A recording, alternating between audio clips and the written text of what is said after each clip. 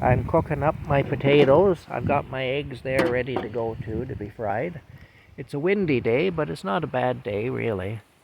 Not so bad. Ooh, there we go. I think this is Thanksgiving Day, actually. I'm pretty sure it is in our country. Um, anyway, I'll tell you another story about my old friend Gord, who was a farmer. He's passed away now.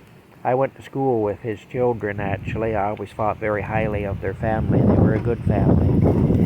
They were good people, you know. Anyway, I'll tell you the story, though, about... I used to sometimes go out and help Gord a little bit with work on his property when he got older and his health was failing and so on. And he still had a lot of ambition to do things because the mind still works even when the body no longer can support whatever the mind wants to do. The mind is still there, and his mind was very much still there. His body was failing, but his mind was very much still there. Anyway, he wasn't farming on the scale he once had farmed on, but he was still doing a little bit of farming. He kept a few head of cattle and some horses there, and some pigs and so on, just for his own, just because he loved animals, really. Anyway, there was an old playhouse on the property that he had built for his children, who were the kids I knew, my friends in school, when they were small. These were all kids around my age. He built this wooden playhouse for them.